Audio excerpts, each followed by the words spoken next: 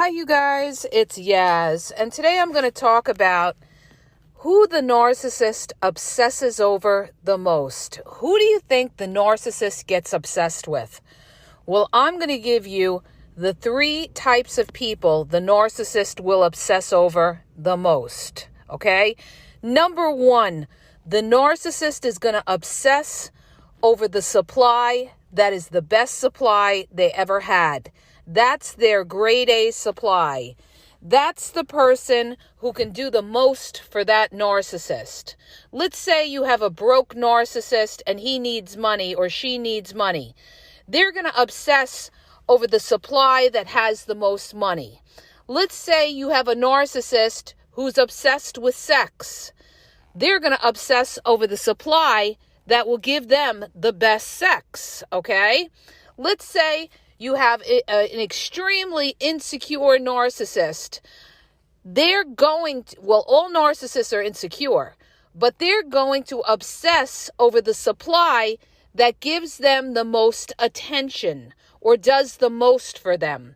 So the grade A supply will be the number 1 supply that the narcissist is going to obsess over. And they're really going to feel the loss when that grade A supply walks away. Go listen to my video I did the other day where I talk about what happens when the grade A supply leaves the narcissist. It is really going to affect that narcissist where they're going to have a hard time letting go of that grade A supply. This is situations where people come back and they say, I can't get rid of the narcissist. Well, if you can't get rid of that narcissist, then you've got to know you're a grade A supply. You're a supply that they can't get anywhere else, okay? Or it's not easy for them to find a supply like you around.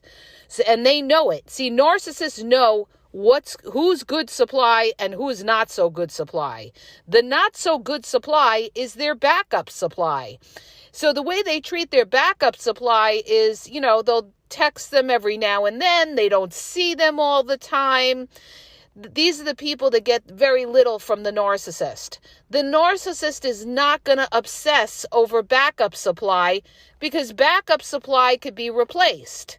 They're going to be obsessing over the supply that they can't easily replace or a supply that they really, really need. Let's say you have a narcissist who wants to start their own business and you're a person who's a grade A supply who has money that they see as an opportunity, a come up to start their business.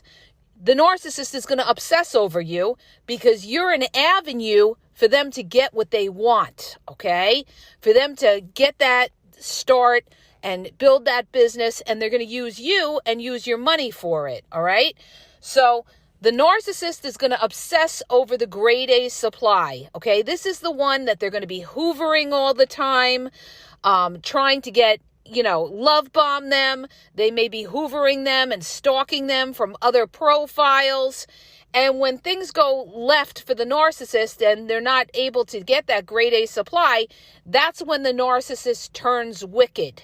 That's when the narcissist will provoke that grade A supply because they're angry that they can't obtain that supply.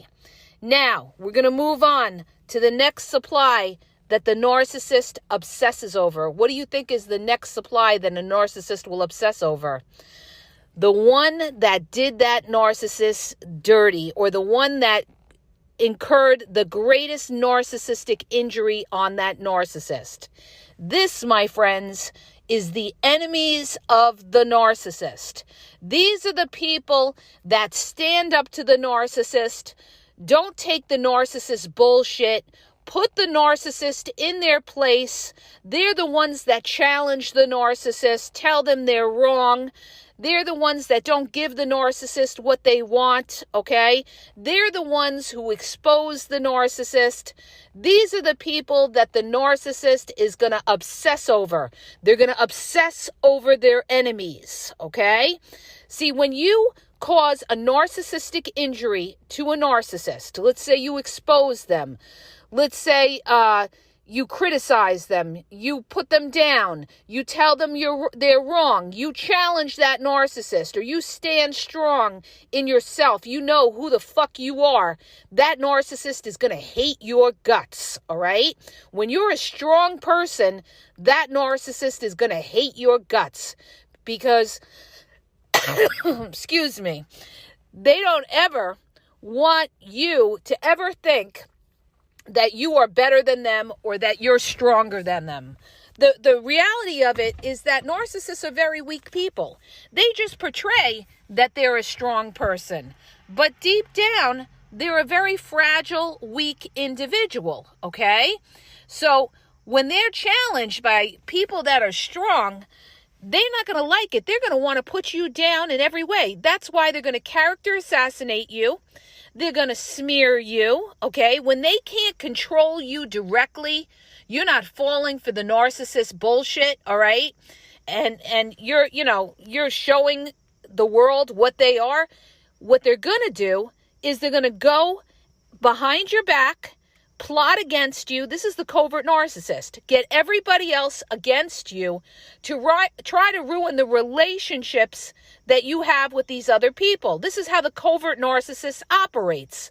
When they know that you're untouchable, that they can't take you down directly, because covert narcissists never do anything directly, they always do it indirectly. That's why we say their line of defense is passive aggression, all right? So one of the ways they're passive aggressive is to change people's mindset about who you are. They want to make you out to be the villain. They want to make you out to be the monster. They want to make you out to be the narcissist. So they're going to try to ruin your reputation, all right? And let me tell you something. When you cause a narcissistic injury to a narcissist, they will never, ever, ever, ever forget about it. They will come after you, not necessarily right away. It could happen months or years down the line. It is never, ever forgotten what you did to that narcissist. So even if you try to make amends with the narcissist, guess what? They may tell you, yeah, everything's all right, but they haven't forgotten, and they're still going to look to get you. They're still going to look to get you, because anytime you cause a narcissistic injury to that narcissist, they will never let you forget it, and they will always try to take you down. How dare you challenge them? How dare you, tell them they're wrong, or show that they're toxic, or expose them? How dare you do anything like that, all right? Now, I'm going to move on to the third person that the narcissist obsesses about, and this is somebody that nobody ever talks about. Who do you think that the narcissist is going to obsess about? So we know they're going to obsess over the grade A supply. We know they're going to obsess over their enemies and the people that expose them or cause narcissistic injury. And also, they're going to obsess over people that they're jealous of, all right? And a lot of times, their enemies, they are actually jealous of their enemies. The narcissist is actually jealous of their enemies. This is why they want to take them down, okay? Because these people are generally strong people. They are something that the narcissist can never be. And this is one of the reasons they want to take them down, okay? To show to the world and to show that they are superior because of that deep-rooted jealousy within themselves, all right? A lot of narcissism is rooted in jealousy, okay? I talk about this in my older podcasts. It's the spirit of Cain that these people have, that jealousy, where Cain was jealous of his brother Abel, and he slain him because he felt Abel was favored by God, all right? Now, the last one that nobody ever thinks about, okay, that narcissists obsess over, is that toxic parent of the narcissist that either over-validated or under-validated the narcissist. And it's usually a case where the narcissist was under-validated by their toxic parent. Now, I want to bring this up. Not most narcissists, a lot of narcissists are raised by narcissistic parents or a parent, okay? That doesn't mean that every narcissist has narcissistic parents, but A lot of them were raised by toxic. This is where they learned how to be toxic. Maybe their narcissistic parent always did silent treatments or raged out or was a malignant narcissist who was violent. And a lot of times they become like that parent, okay? They become like that parent. I'll give you an example. A friend of mine got murdered by her boyfriend, okay? He was a malignant narcissist. His stepfather was a malignant narcissist who used to beat him down all the time. So he came from a violent childhood, okay? He was surrounded by violence, and he became very, very violent. He had an 18-page rap sheet. He was a dangerous, dangerous guy. And he couldn't handle the fact that my friend wanted to leave him. She had the police beeper, order of protection, everything. But when somebody wants to get you, they can get you. And he got her at her job where he shot her and shot himself. Now, that's one example, okay? That's one example where narcissists become like their parents, all right? Not all narcissists come from narcissistic parents. I just want to bring out that little disclaimer here, because I'm going to have people come back at me and say, well, not all narcissists have narcissistic parents. That is true. But you guys, all right, generally, most of them do have a narcissistic parent somewhere in the mix, okay? And this is the parent that usually will undervalidate the narcissist, tell them they're no good. Maybe the narcissist didn't get the love that they're supposed to get. And so now you have a child that has grown up that is missing that validation. And that's why they kind of, it's nature plus nurture that becomes the narcissist. And now that narcissist is, they feel undervalidated, and they always want that validation from that toxic parent, okay? Now, if their parent was a covert narcissist, maybe they were somebody who was cold to them growing up, gave them silent treatments, ignored them, dismissed them, everything.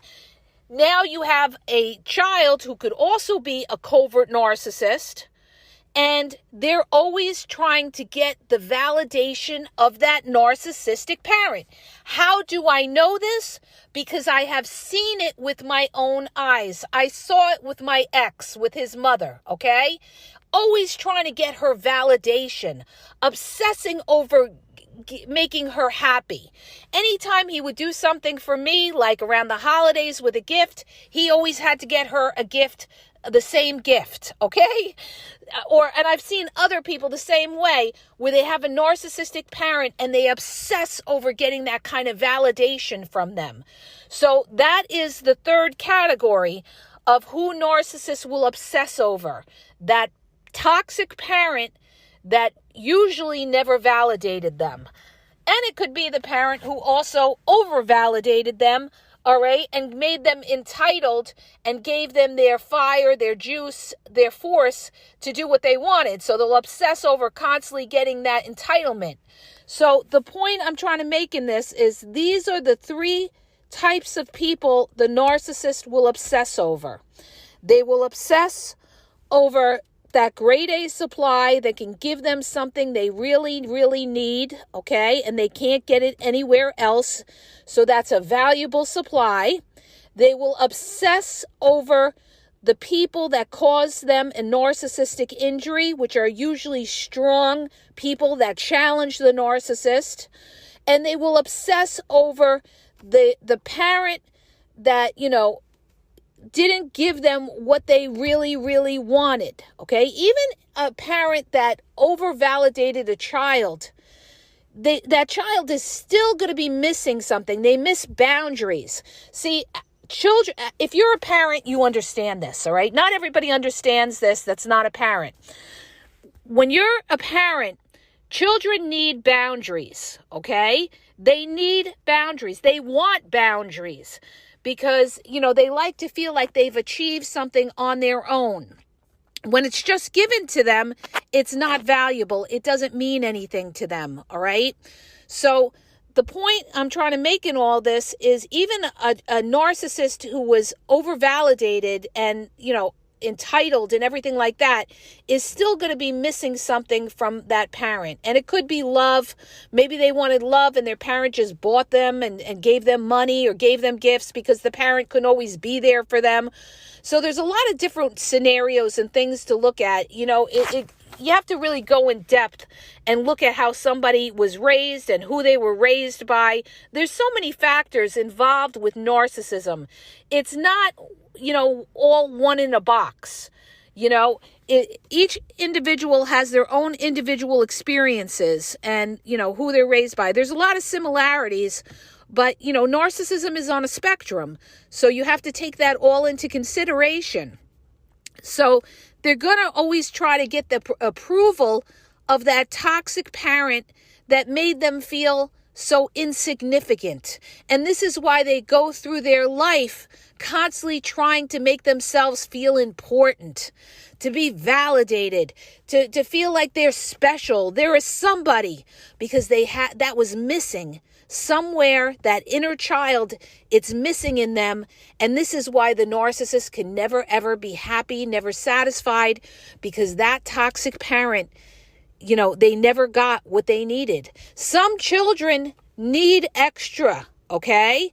You go as you work as a teacher or something like that, you'll realize that all the children in your classroom are not the same. Some children need extra help, extra care, extra time, extra attention.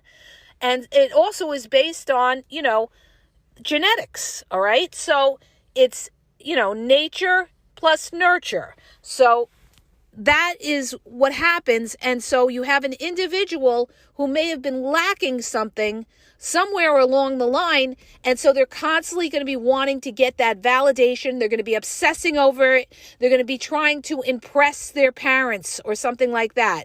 This could be also where you have a child that is trying to impress their parents and do things that their parent always wants. And they never get that approval or validation from that parent. So they're going to be obsessing over that. Okay. So that's it in a nutshell, you guys. I hope that helps you. If it does, hit the subscribe button. I'm on the road today. Okay.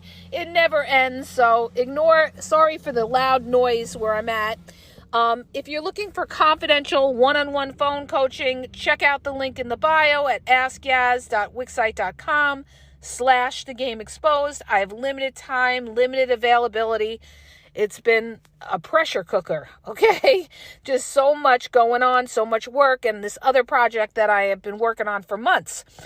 Also, check out my YouTube, over 7,000 videos on YouTube at the Game Exposed podcast. I have thousands of videos on covert narcissism, how to defeat the narcissist, when the narcissist suffers, all about the discard, the love bombing, the future faking. It's all on my YouTube channel at the Game Exposed podcast. Also, for more information, check out Facebook, Instagram at the Game EXP123, and TikTok, you guys, is the Game Exposed. And have a great day.